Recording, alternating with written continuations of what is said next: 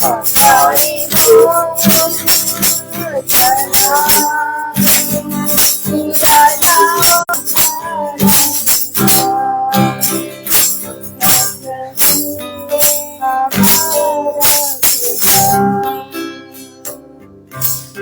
the Lord.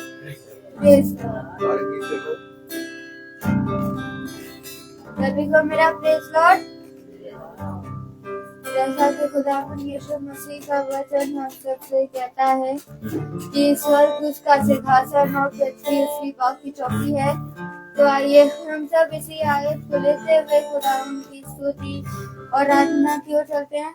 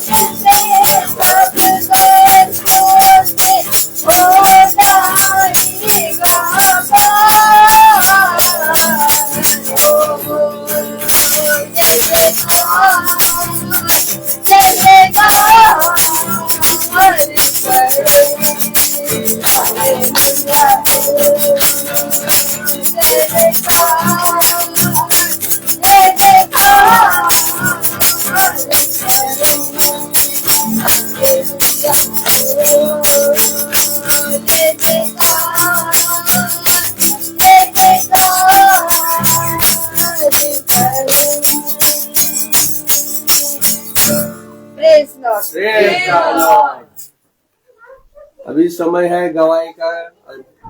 कोई भी भाई या बहनों अपना गवाही है तो अपने दिलों में तो खुदा के सामने अपना गवाही प्रस्तुत कर सकते हैं। Praise the Lord.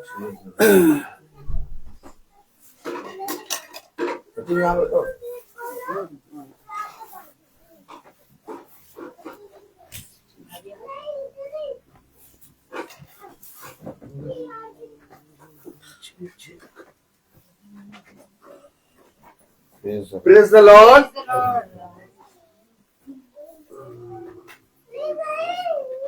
भाई से अनुरोध करूंगा, भाई वचन की ओर आगे बढ़ाइए।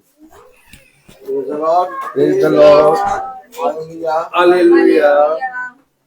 किसी भाई बहन की कोई गवाही है तो गवाही दे सकते हैं, नहीं तो हम वचन की ओर चलेंगे। Praise the Lord. Praise the Lord. धन्यवाद देते हैं खुदा को कि हम लोग यहाँ पे सब लोग अच्छे से पहुंचने वाले हो सके। और धन्यवाद देते हैं कि कल भी हम यहाँ मीटिंग में आए और उसके बाद हम लोग अच्छे से अपने घर को लौटे। रास्ते में जा रहे थे तो एक्सीडेंट भी हो गया इधर ही सामने एकदम, लेकिन खुदा ने अपने हम लोगों को सुरक्षित अपने पंखों की ओर में पहुंचाया। और हम सच में देखते हुए जा रहे थे कि सच में जब हम खुदा का नाम लेकर जाते हैं तो कैसे उसके स्वर्गदूत हमारे आगे आगे मार्ग में रक्षा अगुवाई करते हैं। अभी भी अचानक से सडनली जाना पड़ा, जबकि मैं 2-2:30 बजे यहाँ आ गई थी घर यहाँ पे, लेकिन तब भी हम लोग भागते हुए आ रहे थे कि मीटिंग में पहुंचना है, वचन शुरू होने से पहले पहुंच जाए। और सच में जब आए देखा गाने चल रहे थे, हमने कहा चलो वचन से पहले हम पहुंच गए, खुदा ने हमें पहुंचाया। इसके लिए भी हम अपने पिता का धन्यवाद देते हैं। प्रेज द लॉर्ड, सबको प्रेज द लॉर्ड। मैं धन्यवाद देती हूँ खुदावन का, बीते साल 2024 में उन्होंने हमारी रक्षा की, हम सब की रक्षा की। हमारे सारे हर दुखों को खुदा ने, हमारे हर परेशानी को उन्होंने संभाला मेरे पिता। और धन्यवाद देती हूँ मेरी भी फैमिली की रक्षा सुरक्षा की, आने जाने में अगुवाई की खुदा ने। इन सब चीजों के लिए खुदा को धन्यवाद देती हूँ। और धन्यवाद देती हूँ कि मेरे बेटे की तबीयत थोड़ी खराब चल रही थी बीच में, लेकिन अब खुदा ने इतना सामर्थ दे दी है कि वो अभी बिल्कुल भला चंगा है। मैं इसके लिए खुदा को धन्यवाद देती हूँ। और अपनी बेटी के लिए भी और मेरे हस्बैंड के लिए, जो वो 2 दिन के लिए बरेली गए थे, वो सही सलामत घर तक पहुंचे, बरेली पहुंचे और वहां से वापस भी सही सलामत पहुंच पाए।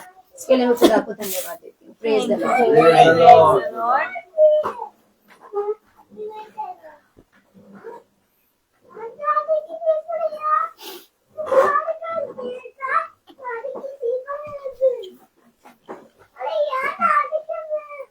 धन्यवाद देते हैं कि आज हमारा बेटू भी अच्छे से घर पहुंचने वाला हो पाया। खुदा ने मार्ग में उसकी रक्षा अगुवाई करी और वो सही सलामत यहाँ पे आया, पहुंचा। और हम दुआ में मांगते हैं कि हमारी बड़ी वाली दीदी का बेटा जिसकी अभी शादी हुई है, वो अपनी वाइफ को लेकर और अपने छोटे भाई को लेकर आ रहा है लखनऊ, और खुदा उसकी मार्ग में रक्षा अगुवाई करे, सही सलामत हम लोग यहाँ पे आने वाले हो पाए और हम खुदा का धन्यवाद करने वाले हो सके। अपने भाई से कहेंगे कि वो हमें वचन की ओर लेकर चले जिसके हम भूखे और प्यासे हैं। Praise the Lord. कितनी उत्तम बात की पिता ने हम सबको अपने ठहराए हुए समय पर इकट्ठा किए और हम सब एक बार फिर से पिता के वचन में उपस्थित हैं। मैं आज बहुत अच्छे से अपने म्यूजिक रूम में बच्चों की प्रैक्टिस करा रहा था और बहुत अच्छे से मैं खुदा की दया से गर्म पानी पी रहा था। Praise the Lord. Praise the Lord. और बहुत बढ़िया से मैं आराम से रहा, गुजिया खाई, केक खाया और गर्म पानी पिया। आज सब में नहीं मिल पाया अखरोट खाने का, लेकिन बहुत बढ़िया से आनंदित तरीके से हम आराम से रहे। Praise the Lord. और समय का पता भी नहीं चला। मैं देखता हूं कि कैसे पिता हमें अपने कामों में इस्तेमाल करता है। आनंद ही आनंद है।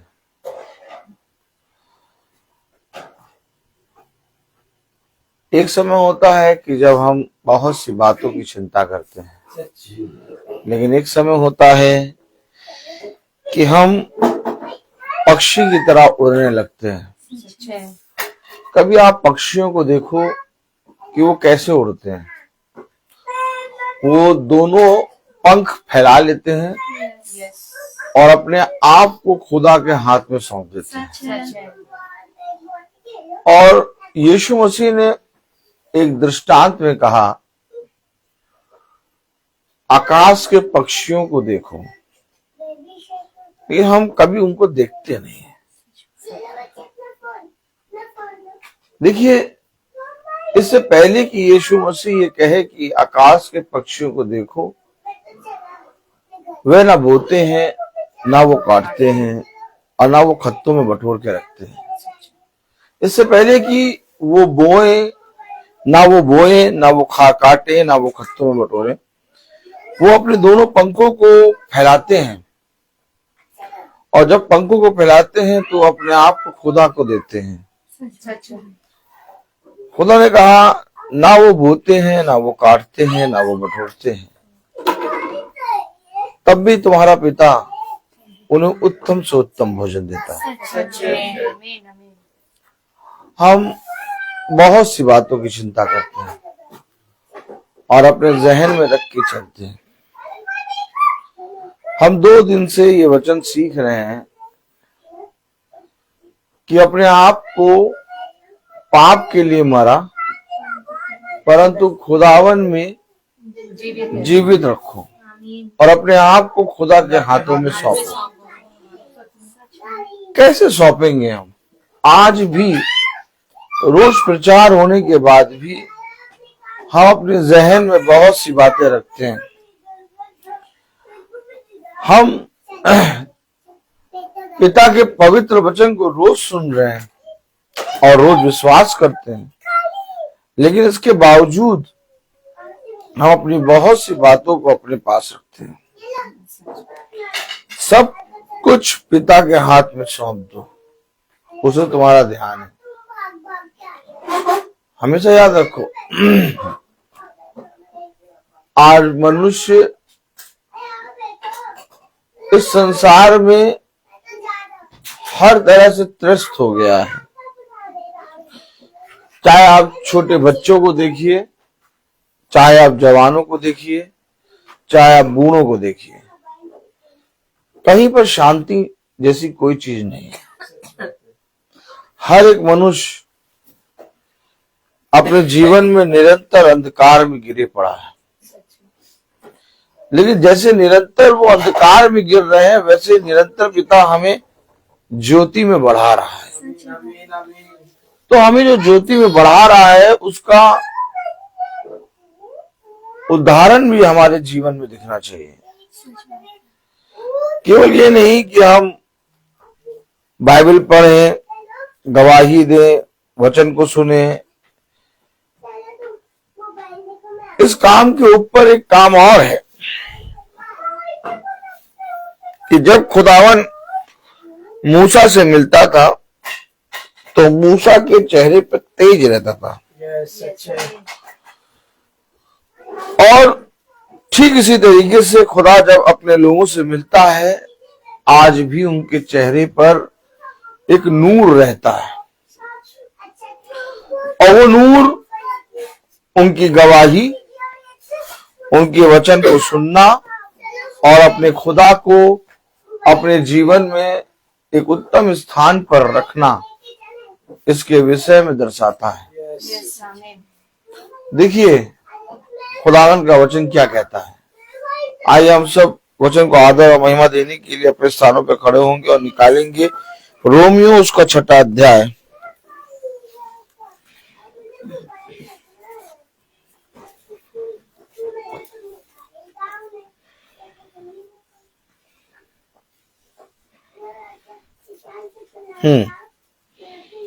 रोमियो उसका 6वां अध्याय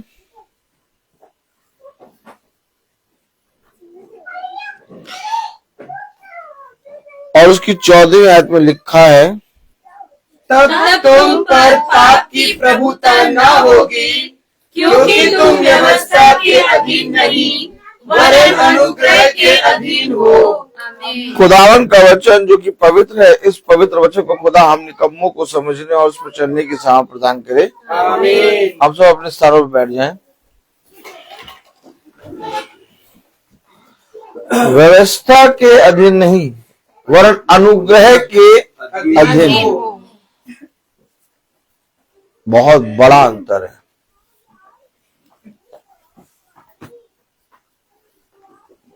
तुम पर और मुझ पर एक अनुग्रह हुआ,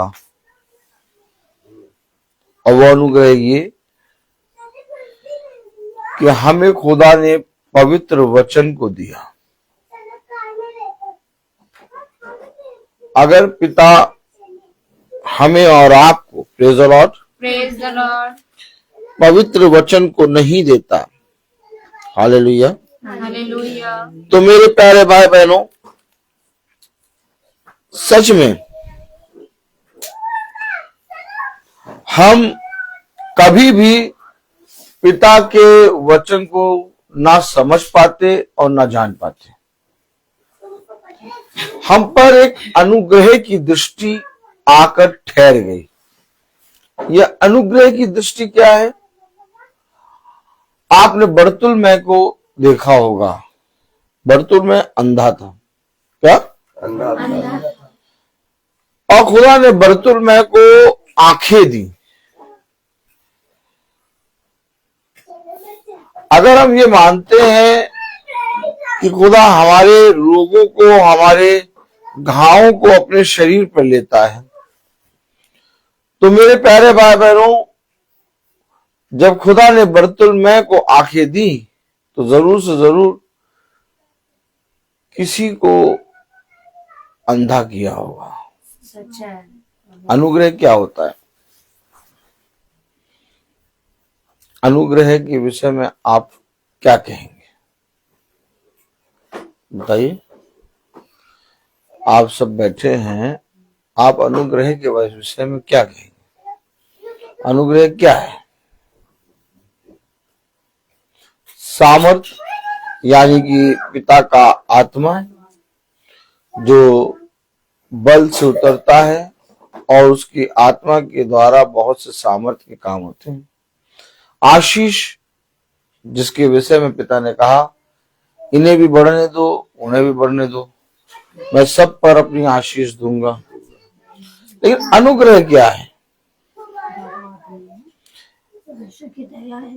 नहीं, अनुग्रह क्या है? अनुग्रह का मतलब क्या है? देखिए कलाम में क्या लिखा, 14वीं आयत आपने क्या पढ़ा? तब तुम पर पाप की प्रभुता ना होगी। तब तुम पर, यानी पाप की प्रभुता तुम पर नहीं होगी। आगे, क्योंकि क्योंकि तुम व्यवस्था के अधीन नहीं, क्योंकि तुम व्यवस्था के अधीन नहीं वरन अनुग्रह के अधीन हो। अनुग्रह है क्या? और अनुग्रह के अधीन हो तो तुम्हें ये जरूर मालूम होना चाहिए कि अनुग्रह है क्या।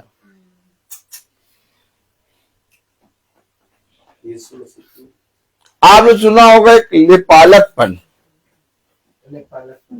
लेखपालकपन की आत्मा। सुना है कि नहीं सुना? लेखपालकपन यानी कि गोद ले लेना। हेलो, तालियां जी बजेगी कि नहीं? उसकी संतान कौन? इजराइल। और इजराइल की आंखों को खुदा ने निकाला और जो गोद लिया था, लेपालकपन की आत्मा, हमें लेपालकपन की आत्मा मिली।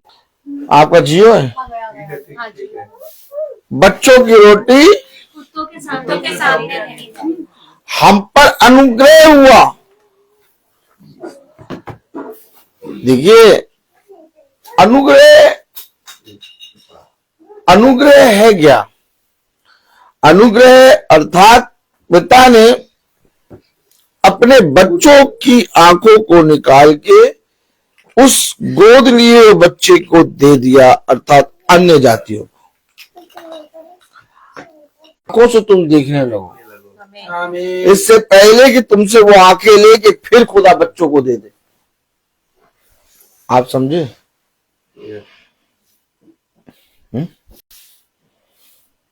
नहीं समझे? Praise the Lord, hallelujah, thank you Jesus.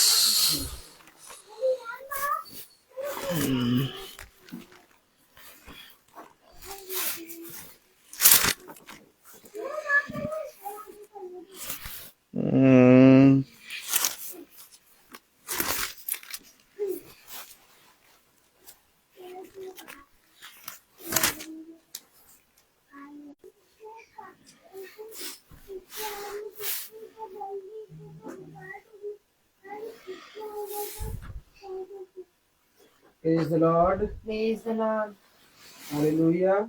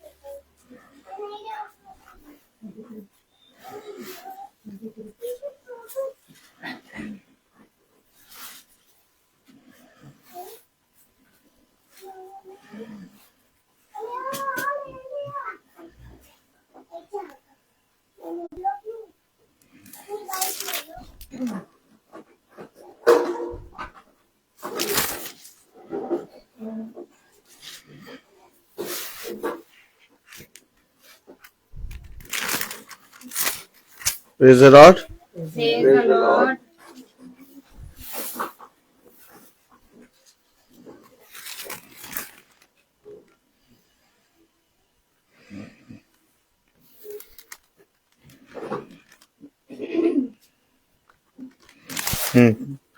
लूका 23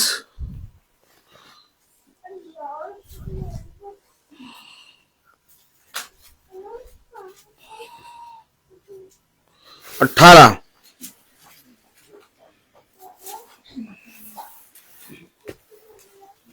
लूका 23 18। तब सब मिलकर चिल्ला उठे, तब सब मिलकर चिल्ला उठे, इसका काम तमाम कर और हमारे लिए बरअब्बा को छोड़ दे। ये बरअब्बा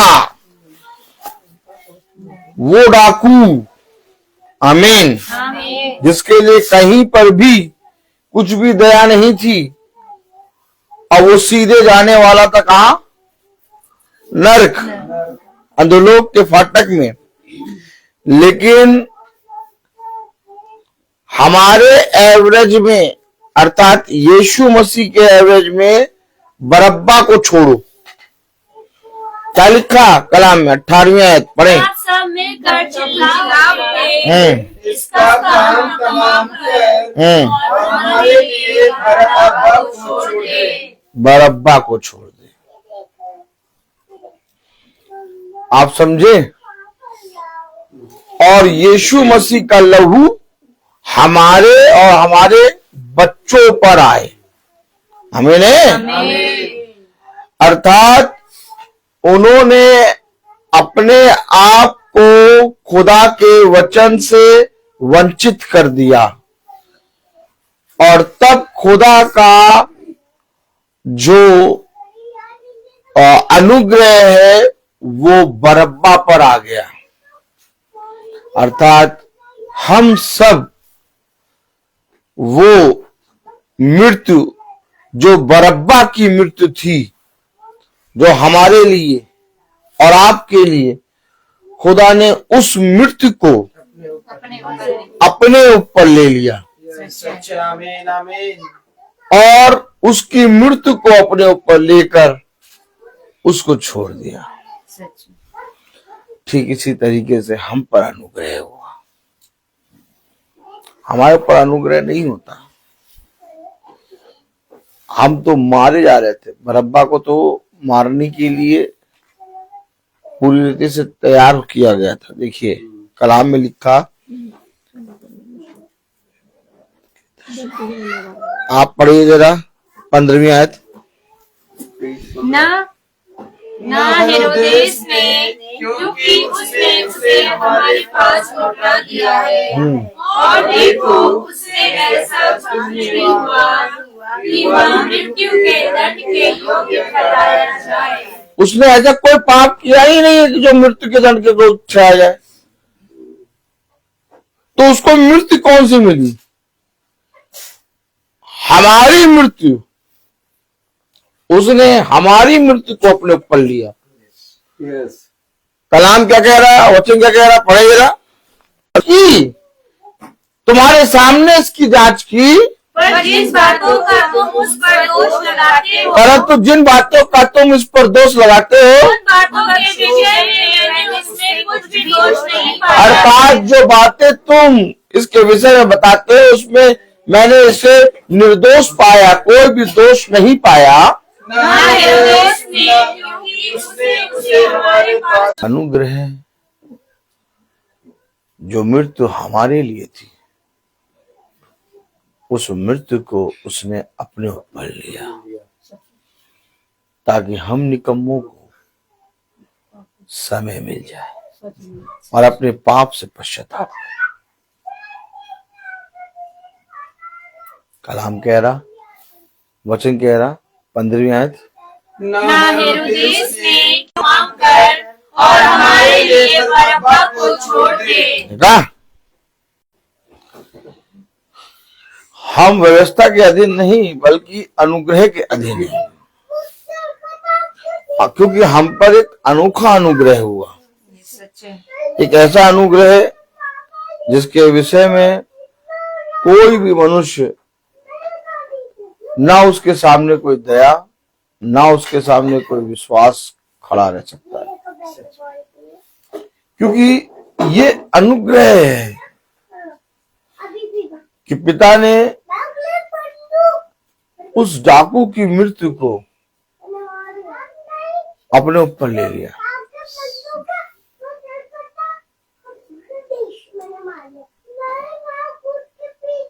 और उसके बच्चों ने, इजरायलियों ने कहा कि इसका लहू हमारे और हमारी संतानों पर आए। वो अंधे हो गए, वो पिता के उस प्रेम को पहचान ना पाए। उन्होंने यीशु मसीह के बदले उस डाकू को चुन लिया।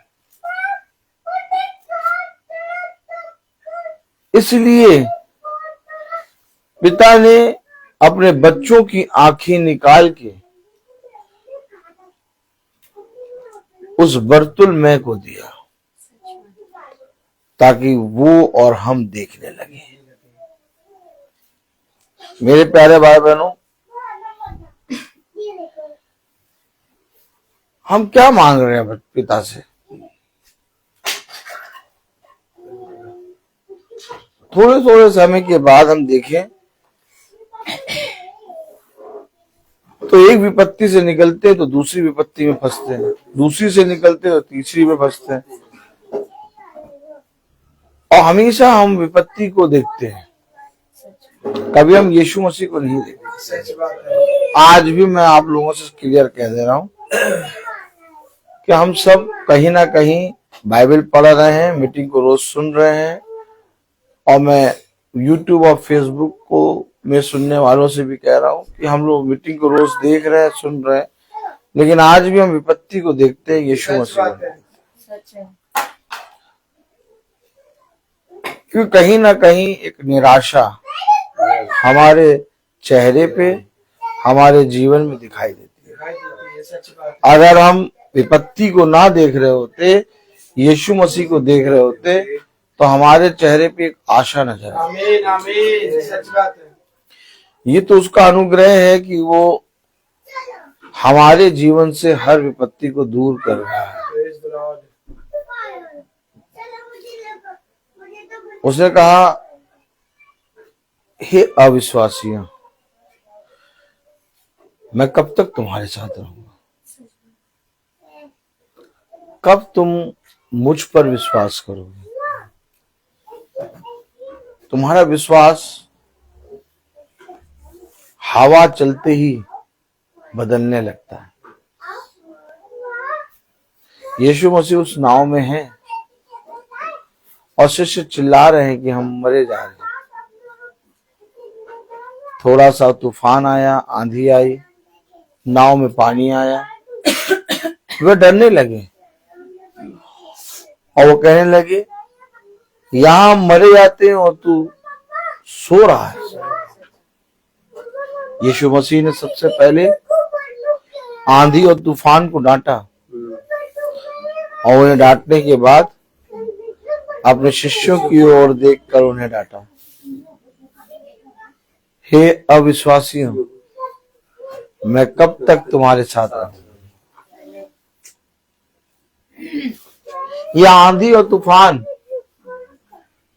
हमेशा आते रहेंगे, लेकिन क्या जो व्यवहार बोले जो व्यवहार हम अपने खुदा से कर रहे हैं, जो हम अपने खुदा से कर रहे हैं, क्या वो ठीक है? क्या वो ठीक है? तब एक आयत आई, रोमियो 7,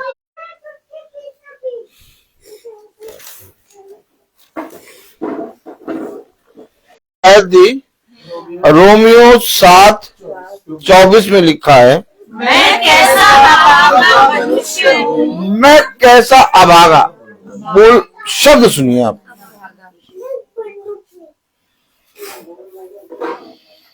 क्या देखा आपने?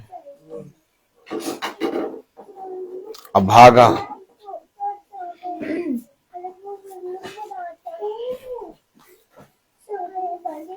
कितनी भी काम यीशु मसीह हमारे जीवन में कर,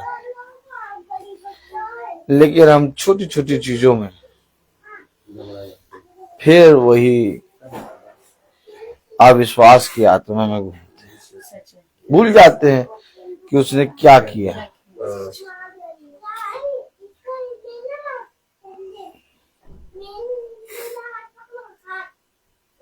आज खुदा का जन अर्थात जो खुदा का सच में सच्चा दास है, वो सबसे ज्यादा दुखी पता है किस चीज से?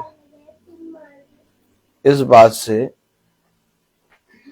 कि कब लोग खुदा के वचन पर विश्वास करें। वो प्रचार कर करके, रोज प्रचार कर करके है मालूम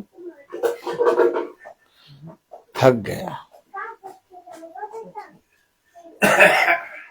कह रहा मेरा बल जाता रहा। यिर्मयाह सबसे ज्यादा रोया। क्यों रोया? केवल एक बात कि मैं इनके बीच में प्रचार करता हूं प्रभु,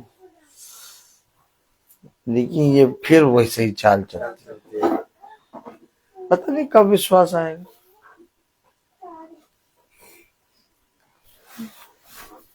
क्योंकि हम कहीं ना कहीं अपने जीवन और अपने जीवन से जुड़ी वस्तुओं पे कान लगाते और आंखें लगाते।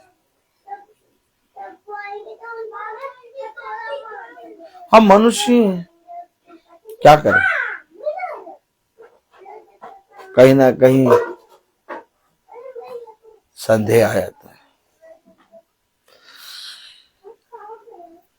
लेकिन खुदा ने कहा संदेह करने वाला व्यक्ति मेरे वचन के योग्य नहीं है। क्योंकि तुम्हें जहां जाना है और तुम्हें जहां रहना है, वो स्थान जयवंत स्थान है। इसलिए मैंने प्रकाशित वाक्य में कहा, जो जय पाए वो जय के सिंहासनों पर बैठने पाएगा। डरपोकों और व्यभिचारियों, पियक्कड़ों, बुराई करने वालों, इन सारी मूर्ति पूजकों, ये सब आग की झील में मिलेंगे। रोमियो 7:24 में लिखा, मैं कैसा अभागा मनुष्य हूँ। मैं कैसा अभागा मनुष्य हूँ, मुझे इस मृत्यु की देह से कौन छुड़ाएगा? क्या कह रहा, कुछ समझ में आया? इस मृत्यु की देह से कौन छुड़ाएगा? कहीं ना कहीं इस देह की सुन ही लेते हैं, और कहीं ना कहीं इस देह से की ओर देखने लगते। और देह कैसी है? मृत्यु। कौन छुड़ाएगा? ये कोई नॉर्मल व्यक्ति नहीं कह रहा, ताली वाली बजाओ। ये कह रहा पौलुस, कह रहा अभागा, अब अगर पौलुस कह रहा अपने आप को अभागा, तो हम और आपकी गिनती नहीं है फिर।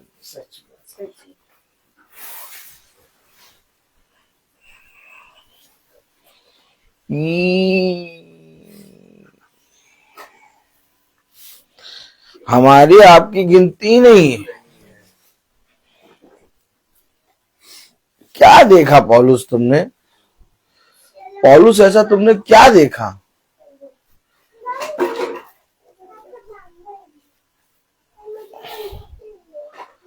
ये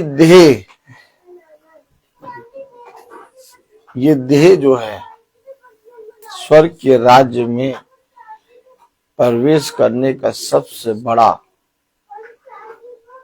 अड़चन भी है और सबसे बड़ा माध्यम भी है। अब आप चाहें तो इस देह से स्वर्ग के राज्य में प्रवेश कर जाएं, और आप चाहें तो इस देह से आग की झील में चले जाएं।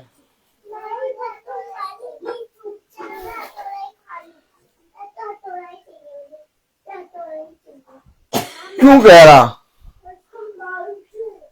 कि हम व्यवस्था के अधीन नहीं, वरन अनुग्रह के अधीन है। तब तुम अपने पापों से छूटने पाओगे। क्या पढ़ा आपने? 6 रोमियो 6:14। तब तुम पाप और पाप की प्रभुता ना होगी, क्योंकि तुम व्यवस्था के अधीन नहीं, वरन अनुग्रह के अधीन हो। पाप की प्रभुता नहीं होगी, यानी कि इस मृत्यु की देह की प्रभुता। ये तो बहुत बड़ा है, बहुत गंभीर है। बहुत सी चीजों से तो हम पिता की आत्मा में निकल आए, लेकिन आगे बहुत सकरा मार्ग है। क्या होगा? उड़ना आता है कि नहीं? उड़ना आता है कि नहीं? बिना उड़े काम नहीं हो पाएगा। इतना सकरा रास्ता हो जाएगा, इतना सकरा रास्ता हो जाएगा कि आप पृथ्वी पर चल नहीं पाएंगे। उड़ना आना चाहिए। आप कहें हमारा उड़ने से कोई लेना देना ही नहीं, तो पिता कह रहा है चल नहीं पाओगे। अब लोग सोचते सकरा चौड़ा मार्ग, वचन में सुना ना लोगों ने। पिता ने कहा एक सकरा मार्ग है, एक चौड़ा मार्ग है, तो लोगों ने सोचा अच्छा चौड़े मार्ग पे पैर फैला के चलेंगे, ताली बजाओ, और सकरा मार्ग पे थोड़ा दब दब के चलेंगे यूं। हाँ लेकिन चलेंगे नहीं नहीं नहीं, सकरे मार्ग पर उड़ना पड़ेगा।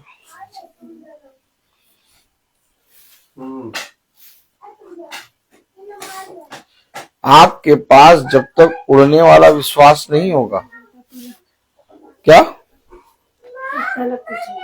आपके पास जब तक उड़ने वाला विश्वास, कौन वाला विश्वास? उड़ने वाला विश्वास। माला में कहीं मुड़ने वाला विश्वास।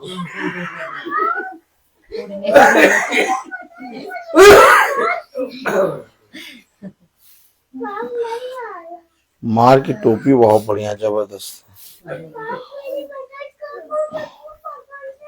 उड़ने वाला विश्वास। अब फिलिपुस कहीं था, फिलिपुस के पास आया, कह रहा वो रथ में खोजा चला जा रहा है।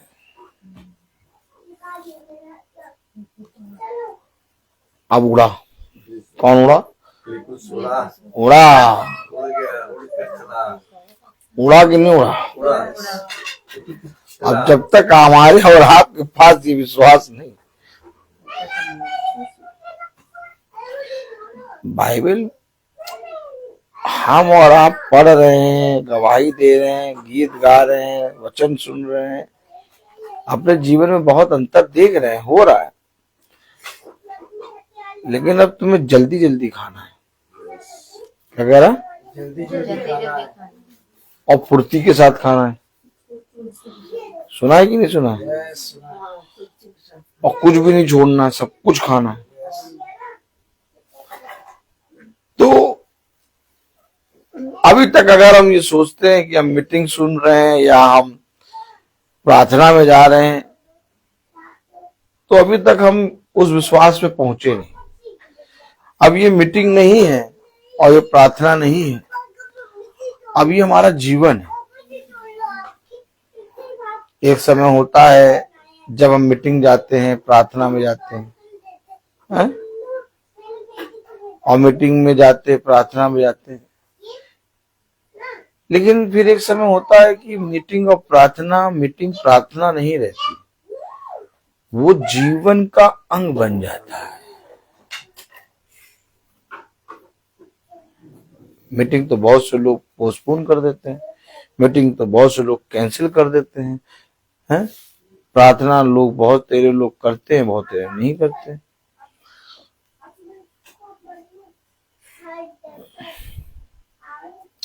क्यों आखिर बाइबल में यीशु मसीह ने कहा मैं जीवन की रोटी हूं? रोटी क्यों कह रहा है?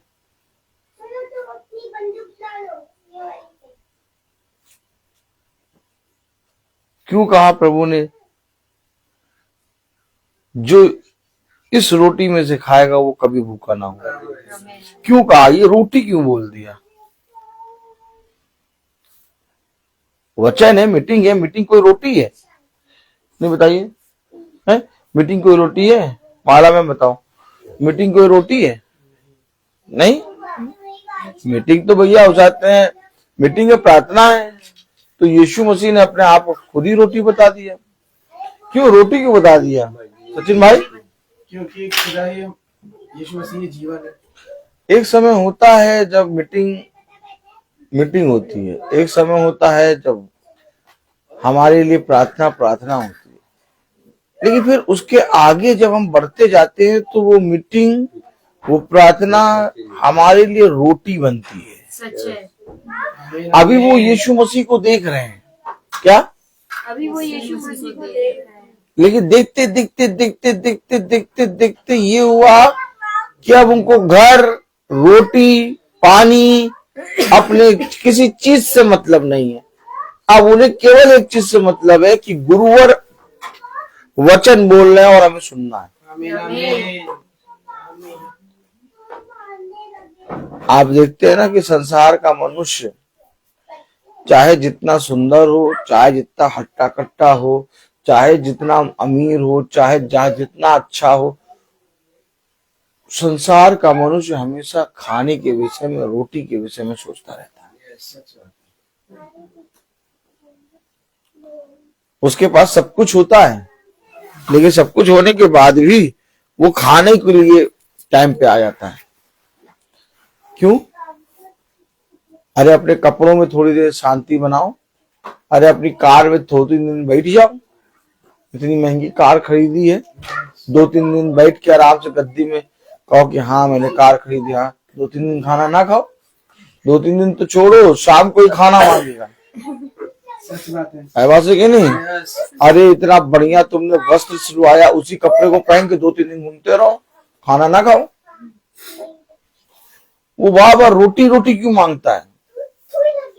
और अगर 3 से 4 दिन हो गए तो कहेगा कार तुम ले लो, रोटी दे दो हमें।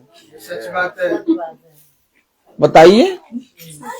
ठीक इसी तरीके से मनुष्य मीटिंग और प्रार्थना को संसार की वस्तुओं के हिसाब से इस्तेमाल करता है, लेकिन जब मीटिंग प्रार्थना में मनुष्य बढ़ता जाता है तो उसके लिए एक रोटी बन जाती है। अब वो कहता है सब कुछ ले लो। क्या कहता है? सब कुछ ले लो, परंतु मुझसे मेरे खुदा का वचन ना लो। आमीन आमीन। क्यों भैया? क्योंकि जानता मुझे भूख लगेगी। सच बात है। जब पतरस को मारा जा रहा तो पतरस का क्रूस उल्टा किया गया। और पतरस का क्रूस उल्टा क्यों किया गया? पतरस ने कहा मैं इस योग्य नहीं कि मैं अपने स्वामी की तरह मरूं। कौन सी भूख लग रही थी पतरस को? अगर मर रहा क्रूस पे मर जाता। क्रूस पे मरते मरते भी अपना क्रूस उल्टा करा रहा है। क्यों करा रहा है? क्योंकि अभी भी वो भूखा है और वो रोटी से खा रहा है।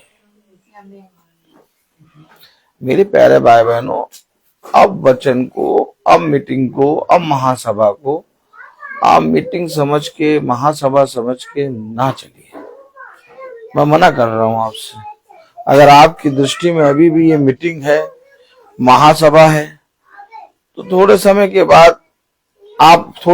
बाद क्या आपको हमेशा छोटी छोटी विपत्ति में संदेह होता रहेगा। लेकिन अगर यह आपकी रोटी बन गई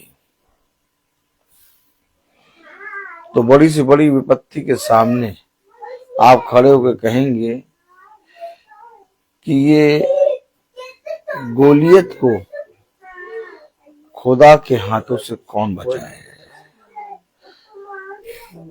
दाऊद अपने विषय में नहीं सोच रहा, दाऊद गोलियत के विषय में सोच रहा। ये इतना अच्छा योद्धा, इतना बढ़िया, इसको खुदा के हाथ से कौन बचाएगा। हम और आप एक ऐसे पड़ाव पर हैं कि अब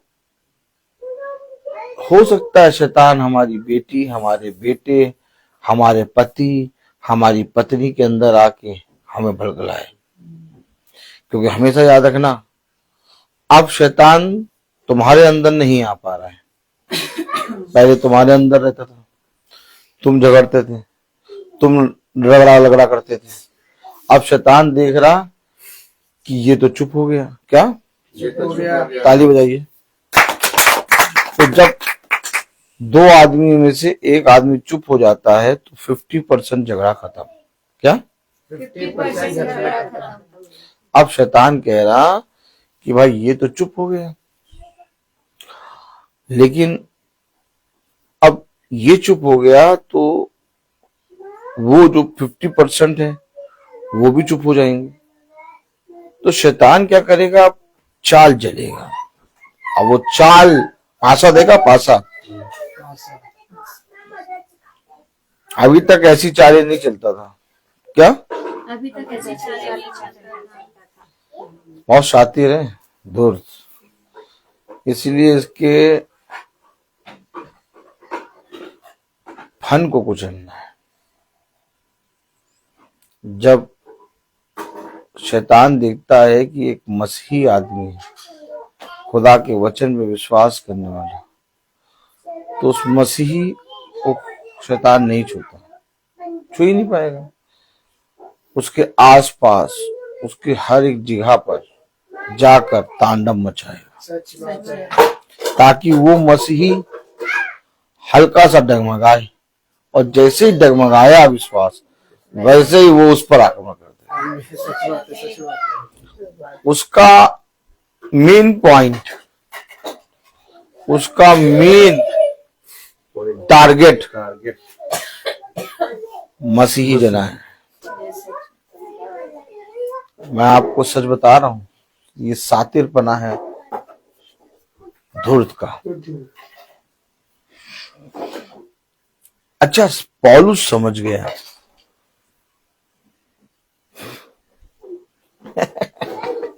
पौलुस एक एक चीज समझता है कि कब ये फन निकालेगा। क्या कभी ये बनाएगा। इसलिए तो पौलुस कह रहा 7:14 में, रोमियो 7:14 में कह रहा, तब हम हम जानते हैं कि व्यवस्था तो ठीक है। नहीं 7:14 नहीं, 7:24। मैं कैसा अभागा मनुष्य हूँ। देखिए क्यों अभागा कह रहा, क्योंकि वो जान रहा है कि अब शैतान जो है मुझ पर प्रबल नहीं होगा, लेकिन मेरी देह से कुछ भी करा सकता है। इससे पहले कि वो मेरी देह से कुछ कराए, तो कलाम में लिखा, मैं कैसा अभागा मनुष्य हूँ। मैं कैसा अभागा मनुष्य हूँ, इस मृत्यु की देह से।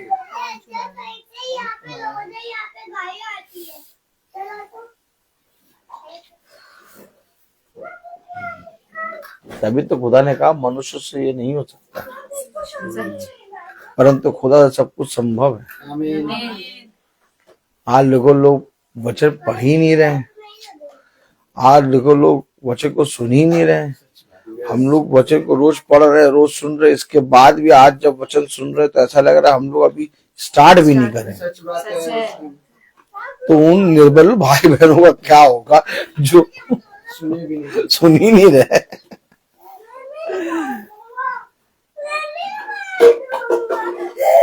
वो केवल एक चीज सुनते हैं, आपके लिए आशीष आ गई है, आपके द्वार पे खड़ी है, ये नया साल आपके लिए 100 गुना आशीष का कारण बनेगा। आपके लिए नया साल बहुत तायत से आशीष ला चुका है। प्रभु ने आपसे कहा है। ओह क्या वो केवल ये सुनना चाहते हैं।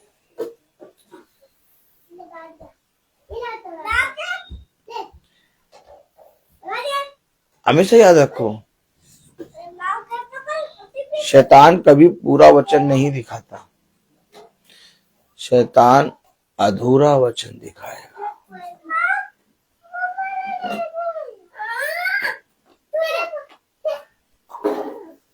तो पौलुस ही क्यों कह रहा अभागा?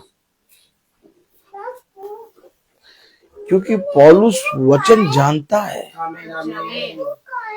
और जो भाई बहन वचन जानते हैं वो दुष्ट की युक्तियों को बहुत कायदे से जानते हैं। उसने कहा तुम्हारा मन विचलित क्यों होता है? उसने कहा तुम संदेह क्यों करते हो? उसने कहा तुम चिंता क्यों करते हो? उसने कहा तुम क्यों व्यर्थ बातों में लगे रहते हो? किससे कह रहा? मसीही लोगों से। मेरे और आपके लिए, मेरे प्यारे भाई बहनों, खुदा ने इन बातों को बहुत तायत से खोल खोल के रखा है। और क्यों खोल खोल के रखा है? क्योंकि वो जानता है कि आने वाले समय में और अधिक निर्बल लोग आएंगे, और अधिक अविश्वासी लोग होंगे, और अधिक अल्प विश्वासी लोग होंगे। हम सब वचन से इस समय बहुत दूर है। वचन सुन तो रहे हैं, लेकिन आज तक वचन पर विश्वास नहीं है। आपको मैं सच बता रहा हूं, एक विश्वासी मनुष्य जो वचन पर विश्वास करता है, उसका देखना, बोलना, सुनना एकदम अलग होता है, एकदम अलग। और उसके देखने, बोलने, सुनने को देखकर लोग पता क्या कहते हैं? वो नहीं सुनेगा। क्यों नहीं सुनेगा? वो नहीं सुनेगा। उसका देखना, बोलना, सुनना अलग है।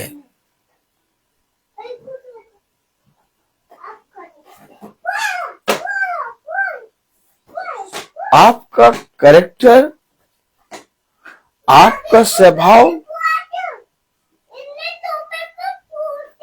इस पृथ्वी के किसी मनुष्य से मैच नहीं होगा। ताली बजाओ। कहते हैं ना, लोग कहते हैं ना, भैया इसकी आदत तो उसकी तरह है। ये छोटे वाले बच्चे की आदत अपने बाप पिता की तरह गई है।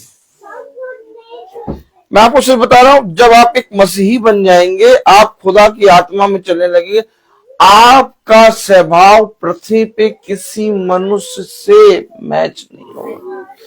पहले आपका स्वभाव हर एक मनुष्य से मैच होता था, अब आपका स्वभाव मैच नहीं होगा। आप बताइए, यीशु मसीह का स्वभाव पृथ्वी पर किसी मनुष्य से मैच हुआ? नहीं। भाई मैच नहीं होता था, इसीलिए वो कहते थे उसे बाल जबूर। ताली बजाओ।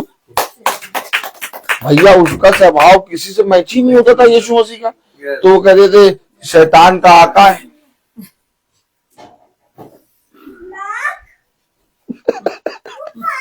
भैया मैच ही नहीं होता था स्वभाव। कई धर्मगुरु थे, कई याजक थे, कई फरीसी थे, कई धर्म की चर्चा करते थे, कई लोग दास दासी थे, लेकिन कह रहा है जो बातें तू कहता है,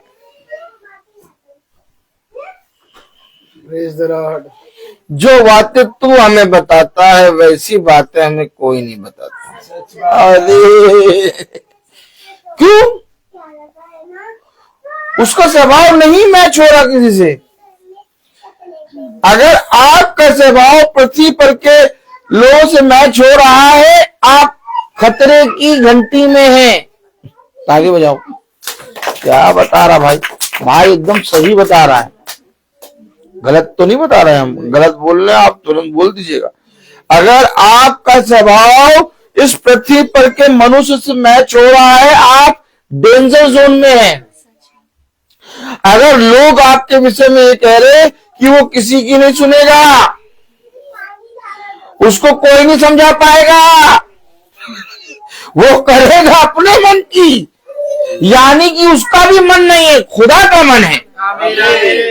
और अगर आप ये बात एक जने से, दो जने से, तीन जने से और पृथ्वी पे कहीं पर भी जाए और वो उस मनुष्य के विषय में हर जगह जहां जाओ वहां पर ये बोला जाए, ओह माय गॉड,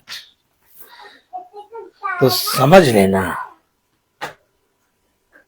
कि इसका स्वभाव कहीं मैच नहीं हो रहा।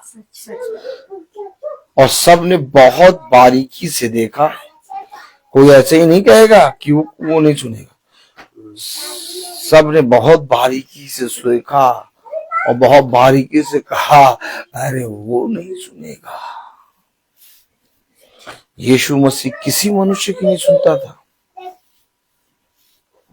यीशु मसीह ने कभी मनुष्य की बातों को नहीं बोला। तुम्हारे विषय में भी ऐसी चर्चा हो,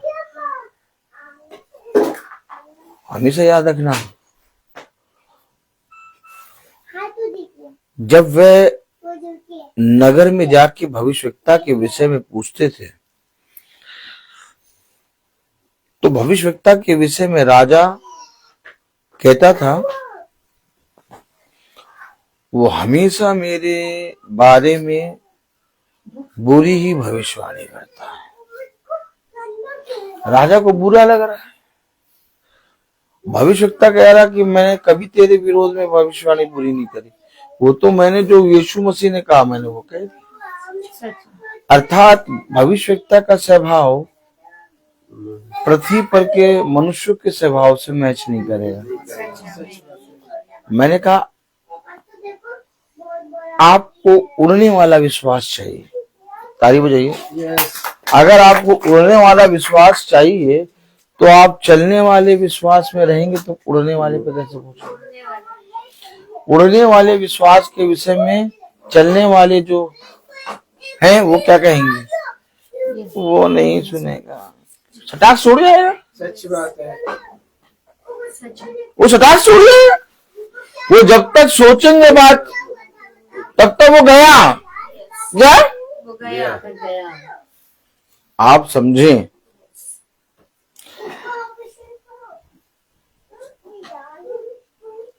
जाइए किसी भी संस्था या किसी भी सालों से बाइबल पढ़ने वाले से कभी बात करिए। आपने कभी, आप सबसे कुछ पूछना चाहता हूं, याजक की तरफ देखें। आपने कभी सालों से जो बाइबल पढ़ रहा है, जो कहता है कि मैंने 5-6 बार बाइबल पूरी पढ़ ली है, उससे बात करा कभी किसी मनुष्य? सुच्ची बहन, ये मफलर बहुत बढ़िया डालते हैं। अच्छा, ये बताइए कि आपने कभी ऐसे व्यक्ति से बात करा जो 6-7 या 10 बार या 5 बार बाइबल पढ़ चुका है? ऐसे व्यक्ति से बात करा? सुच्ची बहन कह रही नहीं बात करा। माला बहन, आपने कभी ऐसे व्यक्ति से बात करा जो 5 बार, 6 बार, 10 बार बाइबल पढ़ चुका? नहीं। सिस्टर, आपने कभी ऐसे व्यक्ति से बात करा जो 5 या 10 बार बाइबल पढ़ चुका? किसी ने पढ़ी भी होगी, नहीं पता मेरे को तो। अच्छा, पढ़ी भी होगी तो नहीं पता, लेकिन एक आइडिया होगा मन में कि हाँ भाई इन्होंने कम से कम 2-3 बार बाइबल पूरी पढ़ी है और हम जिस व्यक्ति से बात कर रहे हैं ये बाइबल जानता है। सच्ची बहन, ऐसा आपको आइडिया है कि नहीं है? आपको एक माइंड में एक आइडिया होगा कि इस व्यक्ति से बात कर रहे हैं, ये वचन जानता है, ये कम से कम 5-6 बार बाइबल पढ़ चुका है। पता आपने उससे कभी पूछा हो चाहे ना पूछा हो, लेकिन जब आप उससे बात करते हैं, आपको मालूम है कि ये वचन में है और ये बाइबल पढ़ चुका 5-6 बार, तो आप जब उससे बात करते हैं तो उसके अंदर कोई घबराहट, कोई बेचैनी, कोई संदेह नजर आता है, फिर इसके मतलब आपने बात नहीं करी। हमेशा आप देखिए कि कोई भी मनुष्य जिसके विषय में आप देखते हैं कि वो बहुत बाइबल पढ़ चुका है या वचन जानता है, आप उससे बात करिए, तो कभी कभी ऐसा होता है कि वो आपसे जब बात करेगा तो आपको एक संदेह होगा, यार इतना बाइबल ये पढ़ता है, इतना वचन ये जानता है, इतना ज्यादा प्रार्थना में रहता है, तब भी देखो ये अविश्वासियों की बात देखो ये कैसे कर रहा है।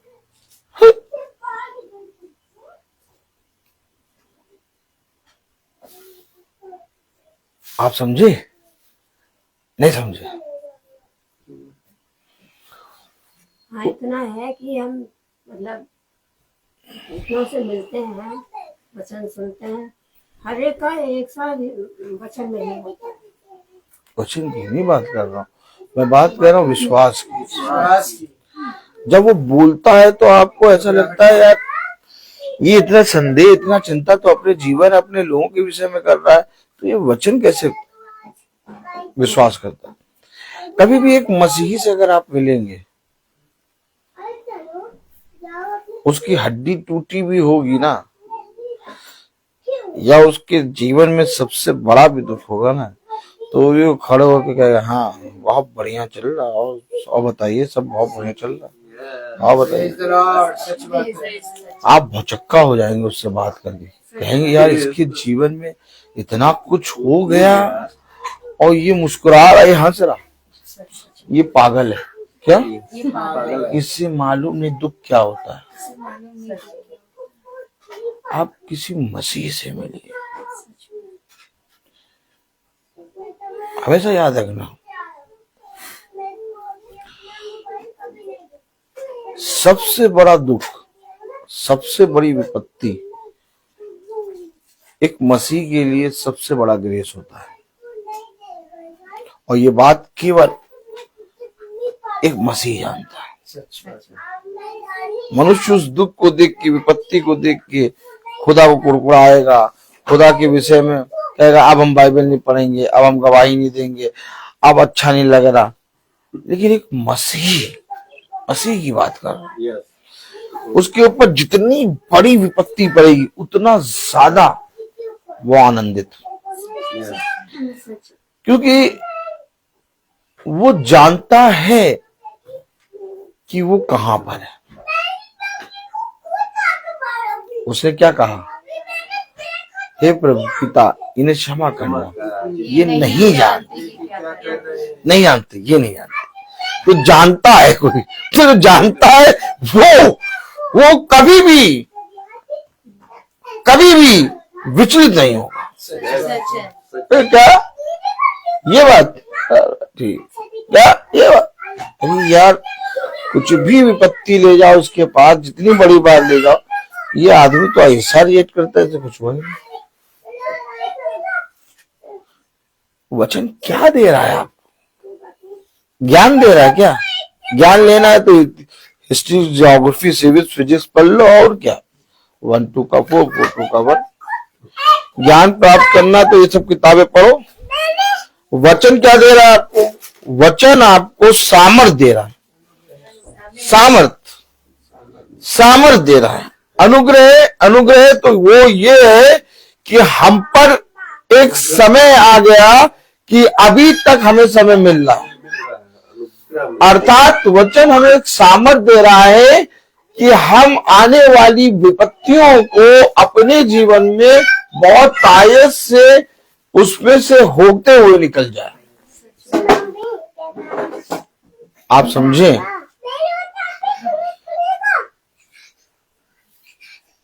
हम इस समय जहां पर हैं वो एक ऐसी जगह है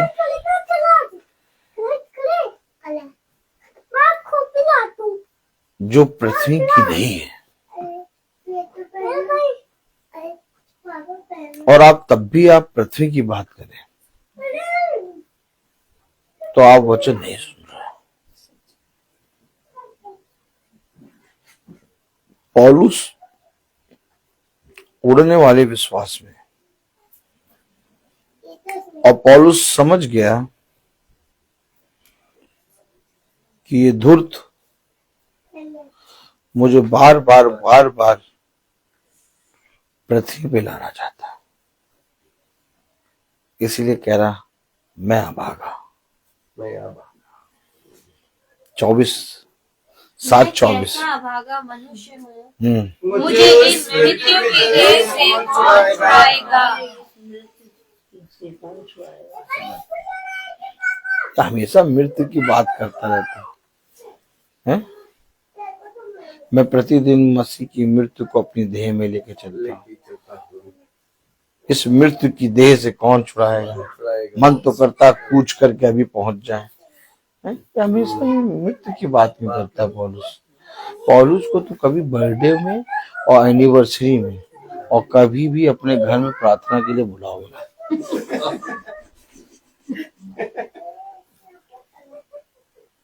मैं बात गलत तो नहीं कह रही भाई। देखिए,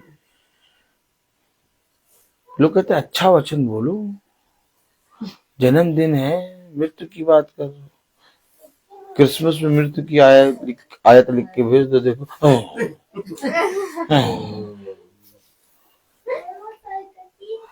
इनके लिए मृत्यु वो हो गई, मतलब अंधकार। अरे तो पौलुस को तो फिर कहीं प्रचार ही नहीं करना चाहिए। क्यों पढ़ रहे हो पौलुस की पत्रियां? ढेर सारी पत्रियां लिख रखा है, और बहुत ध्यान से पढ़ो तो हर जगह मृत्यु की बिताए विषय में मारे ठीक करे पड़ा। हेलो, बहुत बहुत आत्मा में पहुंचाया हुआ व्यक्ति है पौलुस। इसके प्रचार को कोई सुन नहीं सकता। पौलुस से चिल्लाया, चूना पोती हुई कब्र हो तुम। पहली बार ऐसी बात बाइबल में किसी भविष्यवक्ता ने की। Oh my God. क्या चूना पोती हुई कब्र हो तुम। बाहर से तो बहुत अच्छी दिखती है, अंदर से बदबू, निरे बदबू। Oh my God. ये है कौन? ये पौलुस है, भविष्यवक्ता भैया। इसको बुलाना देना। पौलुस को ही बुलाएंगे। God bless you sister. इसको बुला देना, बहुत खतरनाक है भविष्यवक्ता। खतरनाक नहीं है एकदम। जो आंखें हमारी अंधी है ना, प्रेज द लॉर्ड, हालेलुया। सच में बता रहे हैं, इतना अच्छा प्रचारक है वो। कलाम बताता, वचन बताता। हम लोग के लिए भी यही बोला जाता है, भैया इनको कहाँ बुला लिया है, इसको ना बुलाना। अरे इसको तुम अपने घर बुलाते हो, इसको बुलाते हो। हम तो कभी ना बुलाए, कभी प्रचार सुना है? मारने मराने का करता रहता प्रचार, इसको कहाँ आता प्रचार करना? बताइए, हम लोग को कोई आदमी आसानी से बुला लेगा? कहाँ बुला लिया? हमेशा याद रखो, हमेशा आपके बगल, आपके आए दाएं वही खड़े हो पाएंगे जो युद्ध में है, और बिना युद्ध के तो कोई खड़ा ही नहीं हो पाएगा। सब दूर से 2 किलोमीटर दूर खड़े होकर बात करेंगे इसके विषय में। पास नहीं आएंगे। ऐसा विश्वास, उड़ने वाला विश्वास। क्योंकि कलाम बता रहा, वचन बता रहा, रोमियो 6:14, तब तुम पर पाप की प्रभुता ना होगी, क्योंकि तुम व्यवस्था के अधीन नहीं वरन अनुग्रह के अधीन हो। ये है वचन। अगर आप पाप को अपने ऊपर हावी नहीं होना देना चाहते तो जिस अनुग्रह को पिता ने आपको दिया उस अनुग्रह में बने रहो और जल्द से जल्द अपने जीवन में बटोर के लपेटना शुरू कर दो। लपेटने का मतलब चलने की तैयारी।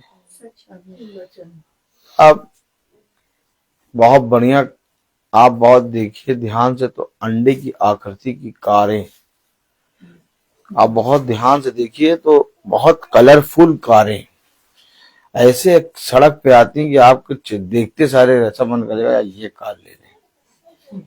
अब इन सब का लालच एकदम हटा दो।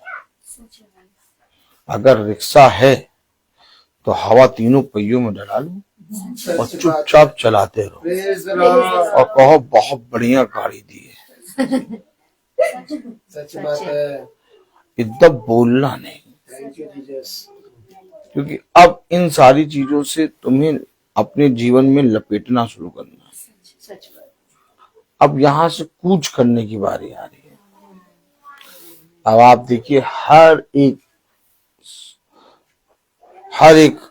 शहर में, हर एक सिटी में, हर एक कंट्री में युद्ध हो रहा है।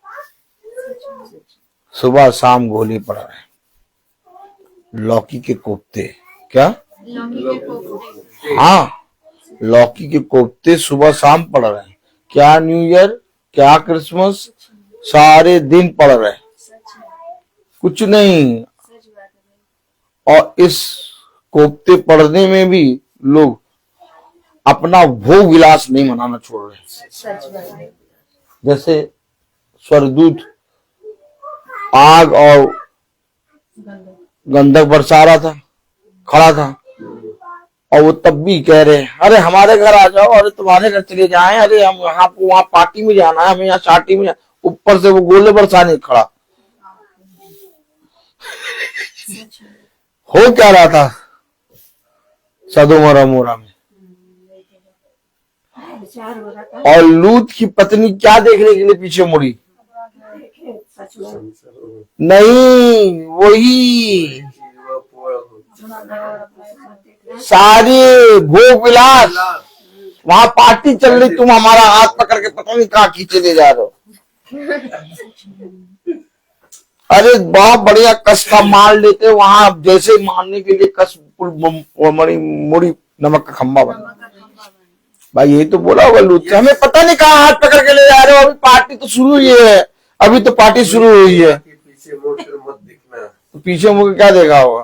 वही तो वो गिलास देखा। हाँ बस वही, इसलिए पहले ही बताया कि पीछे मुड़ कर नहीं, आगे ही जाना, देख कर जाना, पीछे मुड़ कर नहीं देखना। मछली खाई ली आपने?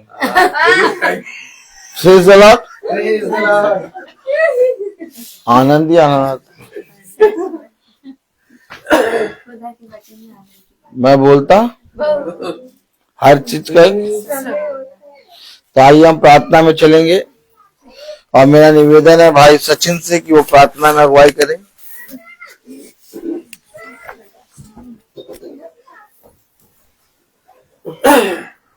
आइए हम प्रार्थना में चलेंगे। धन्यवाद धन्यवाद धन्यवाद प्रेमी प्यारे प्रभु यीशु, हम आपका बड़ा धन्यवाद करते हैं आज के दिन के लिए, इस सुंदर दिन के लिए, सुंदर समय के लिए, इस सुंदर जगह के लिए जो आज आपने चुन के हमें दिया खुदावन यीशु। इस मेज को खुदावन यीशु आपने तैयार की खुदावन यीशु, इस पूरे आत्मिक भोजन को खुदावन यीशु आपने तैयार की और आपके दास को भेजा खुदावन यीशु कि वह हमें आपके इस मन्ना को खिलाने पाए खुदावन यीशु। आपके वचन में खुदावन यीशु एक एक बात जो आपने हमें दी है खुदावन यीशु, जो आज सुनने के लिए हम यहाँ पर आए खुदावन यीशु, एक एक बात सच्ची है खुदावन यीशु। खुदावन यीशु आज के वचन में आपने हमें जो बातें बताई है कि किस प्रकार से हमें इस संसार की नहीं बल्कि खुदा के वचन की ओर अपनी आंखों को करना है खुदावन यीशु की तरफ। हम आपसे विनती और प्रार्थनाएं मांगते खुदावन यीशु, इस वचन से हमें दूर ना कर खुदावन यीशु, हर बुराई हर निकम्मेपन से हमें बचा ले खुदावन यीशु। इतने बड़े पापी है खुदावन यीशु और पाप में गिरते जाते हैं, संसार की तरफ ताकते रहते हैं और आपको भूल जाते हैं खुदावन यीशु, आपके वचन से दूर हो जाते हैं खुदावन यीशु। हमें इन सभी पापों से बचा ले खुदावन यीशु, कि हम जिस चीज की खोज में यहाँ आए खुदावन यीशु, वो है आपके स्वर्ग की चाबी की खोज खुदावन यीशु, कि हम आपके द्वार पर जाने वाले होने पाए खुदावन यीशु। विनती और प्रार्थनाएं मांगते खुदावन यीशु इस छोटे झुंड के लिए खुदावन यीशु, कि ये छोटा झुंड भी आपकी ओर ताकता है खुदावन यीशु, कि आपकी प्रभुता करने पाए खुदावन यीशु, आपकी स्तुति और महिमा गाने पाए खुदावन यीशु, और आपके वचन में बढ़ने पाए खुदावन यीशु। हम सब यहाँ पर एकत्रित है खुदावन यीशु, कि हम बचाने वाले होने पाए खुदावन यीशु। विनती और प्रार्थनाएं मांगते खुदावन यीशु, कि हम सब जो इस वचन को सुनने के लिए यहाँ पर एकत्रित हुए हैं खुदावन यीशु, जो भी वचन को सीख कर हम यहाँ से जाते खुदावन यीशु, उसे लेकर हम अपने घरों पर अपने बच्चों पर भी उसको सिखाने वाले होने पाए खुदावन यीशु, अपने परिवार पर भी उसको सिखाने वाले होने पाए खुदावन यीशु, और उनको भी इस वचन के नजदीक लाने पाए खुदावन यीशु। विनती और प्रार्थनाएं मांगते खुदावन यीशु, कि जितने भाई बहन यूट्यूब और फेसबुक के माध्यम से देख रहे खुदावन यीशु, वे सब भी इस वचन पर अत्यधिक विश्वास करने वाले होने पाए खुदावन यीशु। हम सब भी इस वचन के विश्वास पर बढ़ने पाए खुदावन यीशु। विनती और प्रार्थनाएं मांगते खुदावन यीशु, आपकी देवड़ी पे हम हर समय खड़े रहने वाले होने पाए खुदावन यीशु। विनती और प्रार्थनाएं मांगते खुदावन यीशु, अपने दास के लिए खुदावन यीशु, अपनी आत्मा में खुदावन यीशु आपने उनको भर भर के दिया है खुदावन यीशु, और वो हमें हर एक बात में सिखाते हैं, आपके वचन में एक एक बात को सिखाते हैं खुदावन यीशु, और संसार में किस प्रकार से हमें चलना है खुदावन यीशु आपकी आत्मा में होकर हमें बताते हैं, और हमें भटकाते नहीं बल्कि हमें सच्चाई के सीधे मार्ग पर चलाते खुदावन यीशु। ये आपकी आत्मा है खुदावन यीशु जो आपने उनको दी है, और वो उस आत्मा को लेकर दूर दूर तक घरों पर प्रचार करने जाते हैं आपके वचन को लेकर खुदावन यीशु। आप उनके संग संग साथ साथ रहते हैं खुदावन यीशु, आपकी आत्मा उनके साथ साथ रहती है खुदावन यीशु। उनके ऊपर अपनी आशीष और अपनी प्रभुता बना रख खुदावन यीशु, कि जिससे वे जहां भी जाए आपके नाम के प्रचार को उसी प्रकार से फैलाते जाए खुदावन यीशु। विनती और प्रार्थनाएं मांगते खुदावन यीशु, इस पूरे घराने को खुदावन यीशु आशीषित कर खुदावन यीशु, कि वे भी आपके वचन के नजदीक आने पाए खुदावन यीशु, आप पर और अत्यधिक विश्वास करने वाले होने पाए खुदावन यीशु। हमारे परिवारों पर भी खुदावन यीशु अपनी आशीष दे खुदावन यीशु। हम निकम्मेपन में इतने बहक जाते खुदावन यीशु और दूर हो जाते खुदावन यीशु, हमें अपने नजदीक ला खुदावन यीशु, कि हम आपके वचन से दूर ना होने पाए खुदावन यीशु। हमारे बच्चों पर अपनी आशीष दे खुदावन यीशु, कि वे भी आपके वचन के नजदीक आने पाए खुदावन यीशु। हर बुराई हर प्रकार की बुराई और शैतानी शक्ति से दूर रहे खुदावन यीशु। विनती और प्रार्थनाएं मांगते खुदावन यीशु, हम जो भी वचन आपसे सीखते खुदावन यीशु उसको लेकर हम घर पर जाते खुदावन यीशु, अपने परिवार में, अपने माता पिता में, अपने बच्चों में वो बांटने वाले होने पाए खुदावन यीशु, और वचन के नजदीक लाने पाए खुदावन यीशु। विनती और प्रार्थनाएं मांगते खुदावन यीशु, जितने भी भाई बहन यहाँ नहीं आ पाए हैं या जिन्होंने वचन को यूट्यूब और फेसबुक से सुना खुदावन यीशु, उन पर भी अपनी आशीष बरसा खुदावन यीशु। उनके ऊपर अपना दाहिना हाथ खुदावन यीशु रख दे, कि वे भी आपके वचन के नजदीक आने पाए खुदावन यीशु। जो भाई बहन बीमार है, जो भाई बहन किसी प्रकार की विपत्ति में है, परेशानी में खुदावन यीशु, हम सब का विश्वास है खुदावन यीशु वचन के माध्यम से आपने उनकी इस विनती और प्रार्थना को स्वीकार कर लिया खुदावन यीशु, उन्हें चंगा कर दिया खुदावन यीशु, उनकी हर विपत्ति को दूर कर दिया खुदावन यीशु, उनके विश्वास को आपने मजबूत कर दिया खुदावन यीशु। विनती और प्रार्थनाएं मांगते खुदावन यीशु, इस नए साल में खुदावन यीशु आप हमें वचन में और बढ़ाइए खुदावन यीशु, कि हम वचन के नजदीक और संग संग चलने वाले होने पाए खुदावन यीशु, आपके साथ साथ चलने वाले होने पाए खुदावन यीशु। आपका दाहिना हाथ हम सब और हम छोटे से झुंड पर जो खुदावन यीशु आपने दिया है खुदावन यीशु, उन सब पर आपका दाहिना हाथ बना रहे खुदावन यीशु। विनती और प्रार्थनाएं मांगते हैं प्यारे बेटे यीशु के नाम से, सुन और ग्रहण करें, आमीन। हे हमारे पिता तू जो स्वर्ग में है, तेरा नाम पवित्र माना जाए, तेरा राज्य आए, तेरी इच्छा जैसे स्वर्ग में है वैसे इस पृथ्वी पर भी पूरी हो। हमारा प्रतिदिन का आहार आज हमें दे, और हमारे अपराध में क्षमा कर जैसे हम भी अपने अपराधियों को क्षमा करते हैं, और मैं परीक्षा में न डाल, परंतु बुराई से बचा, क्योंकि बादशाह जलाल सदा महिमा तेरी है। आमीन। अब हमारे खुदावन यीशु मसीह का फजल, खुदा बाप की मोहब्बत, पाक रूह की रिफाकत और शराकत हमें से हर एक विश्वासी जन के साथ अब से लेकर अनंत काल तक होती रहे। आमीन। धन्यवाद, धन्यवाद, धन्यवाद, सारे आशीषों के स्रोत धन्यवाद, धन्यवाद, धन्यवाद, धन्यवाद, सारे आशीषों के स्रोत धन्यवाद, सारी आशीषें आने ऊपर से, हालेलुया। धन्यवाद, धन्यवाद, धन्यवाद, सारी आशीषों के स्रोत धन्यवाद।